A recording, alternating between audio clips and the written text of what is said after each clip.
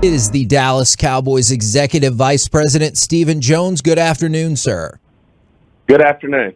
Man, we appreciate you jumping on with us, and I was kind of hoping, can you walk us through any of your thoughts or emotions throughout the fourth quarter, and did you feel that the team was going to win the game like a lot of folks in the Metroplex did?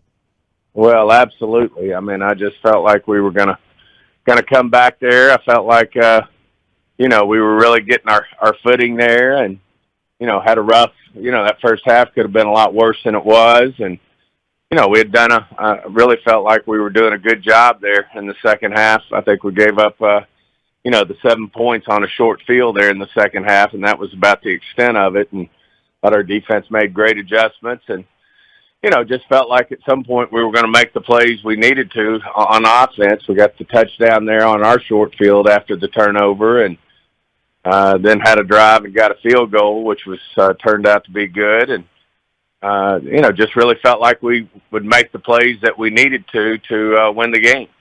Do you feel like, Stephen, the offensive line had a tough day yesterday?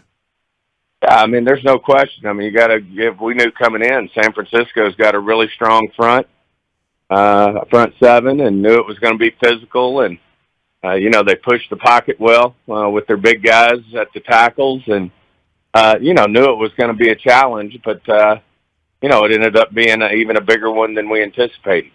To go along with that, is that behind the idea of why maybe Zeke was out there so much more than Pollard for protection reasons as well, or do you feel that way? We're just getting our hands around it in terms of, what happened. Obviously, when you're done, it's abruptly over. Yeah. When you the playoff game, to say we've really gone back and analyzed the game itself, there's been, as you can imagine, a lot of things on the plate when you're having your end of the year meeting with your players and they're doing exit physicals, exit interviews. I wouldn't necessarily say we've had a great chance to, looking back on it, other than just what you saw firsthand, to really digest all the thinking that went into the ball game. How did you decompress immediately after they said that the spike didn't get down in time and the game was over? Do you just kind of sit up there for a few minutes to take some time, or what did you do immediately after that? Well, the only thing I can say, it's hard to even remember. You're in shock that your season's over. And, we felt like, that Dak got the ball down and should have gotten the ball down. Obviously some challenges there with the spotting of the ball and what went on with that. But, it's something they work on. I know Mike and Dak described it. We work on it in practice. It went just according to script. And certainly we were trying to get in there rather than throw a Hail Mary to try to get in there and being able to, run a football play that you can, make a 25-yard shot if we get someone open. So, obviously totally understand the thinking behind it, but you're just, at the end of the day, to have such a really nice season, to have it end so abruptly, and certainly so disappointing not to get that, that bear off our back in terms of our success in the playoff has certainly been few and far between, and, not get something done this year was, it's disappointing. Disappointment manifests itself in a lot of different ways for different people. For a lot of folks in AT&T Stadium, or for, I should say not a lot, for some at AT&T Stadium by the tunnel, started throwing things at the refs. What are your thoughts about that? That's just unfortunate. I mean, that's not the way I see our fans. I think we're a class act, and I just think there's no place for things like that. I understand people being frustrated, but I don't understand, throwing things onto the field where people could get injured. There's just no place for that. So, Stephen, when it comes to CeeDee Lamb's day, one catch for 21 yards, we were kind of told going into the game the biggest weakness of the 49ers can be their secondary. Why was it so tough to get CeeDee Lamb the ball yesterday? I think, the biggest thing, and like I said, we really hadn't had a chance to really digest the game like we normally would have at this point.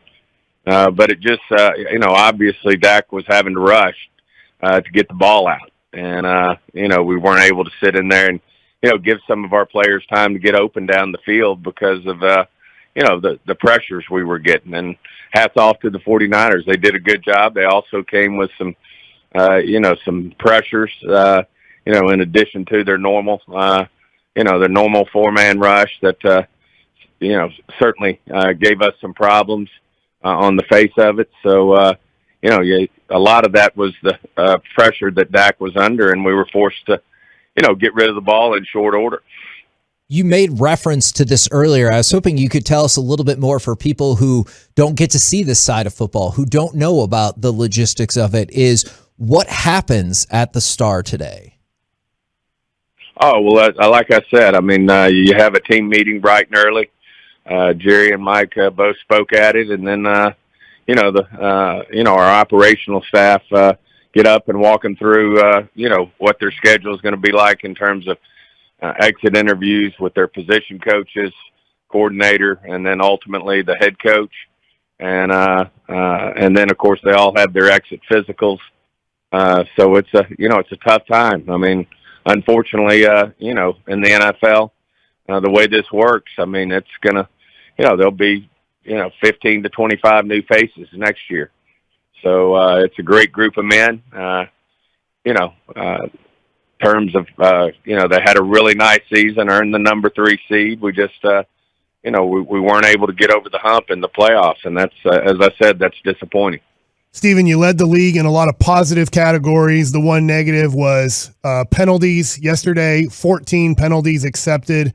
Can you talk about how tough it was just to be as disciplined as you needed to be this year to ultimately go further, which didn't happen?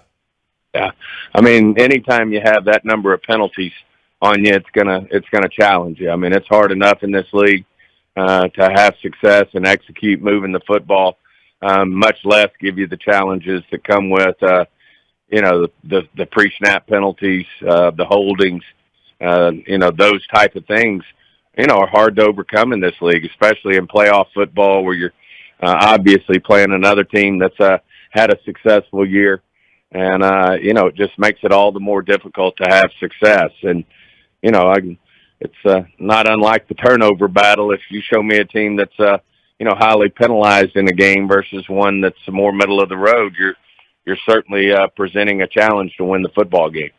Stephen, as a former player, and I'd have, let's say, a difficult game, I'd always have trouble sleeping. And when I maybe close my eyes, then another thing would pop up. If this thing would have gone different, or if I would have made this pitch or executed that, as a guy who somewhat runs the team, when you lay your head down last night, what are you going over? What are you thinking about when that game ends? And you're trying to go to sleep, but I'm going to assume, just like me, it's kind of impossible to really get a good night's rest after that. Well, I think, the biggest thing, that I play back is that, after we settled in on defense, we played a lot better, especially the second half of the game.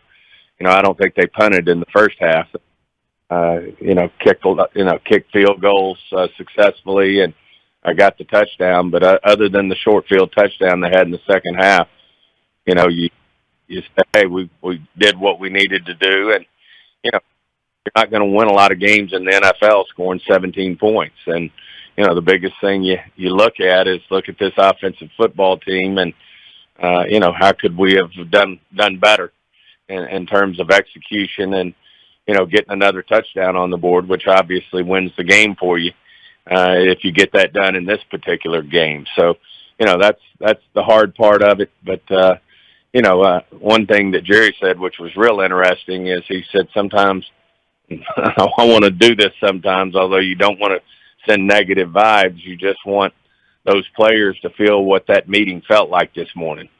And so they know, hey, do anything and everything we can to avoid an abrupt finish to the playoffs and or to the season. And certainly it's an interesting comment that, it just really sinks in, and you can see it in their faces, our players' faces, our coaches' players' faces. It's, it's just a lot of pain, a lot of aching going on today in terms of this football team.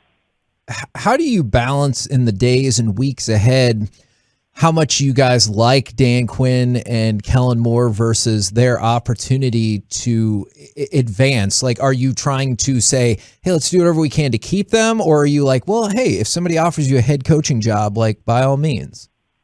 Well, at the end of the day, it's real hard to keep people from taking a head football coaching opportunity. I mean, they're hard to come by.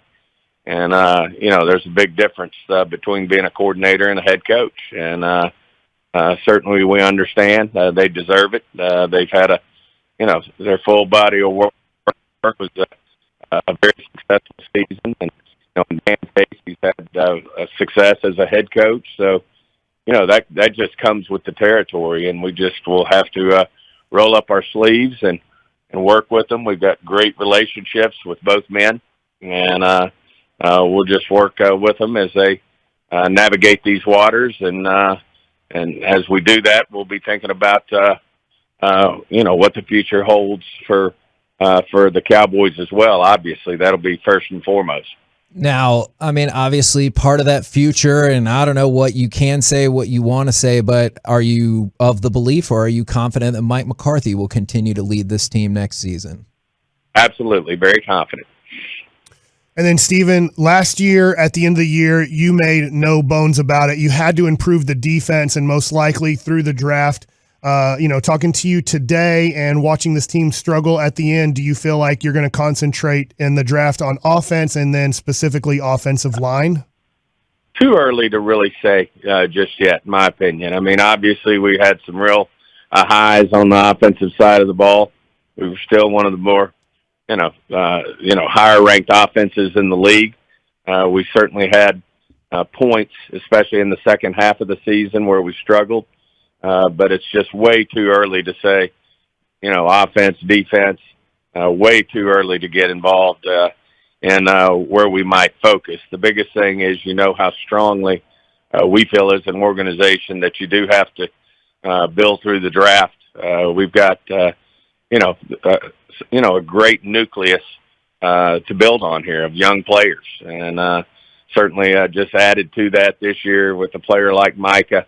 When Kendall Joseph got his opportunities, he stepped up. Osa played well. Chauncey got some great experience out there. So, a lot of great, good young guys to build off of. But we'll certainly, as we move forward, we'll be evaluating our football team and certainly what's available in the draft. But it's real difficult for us with where we are under the cap.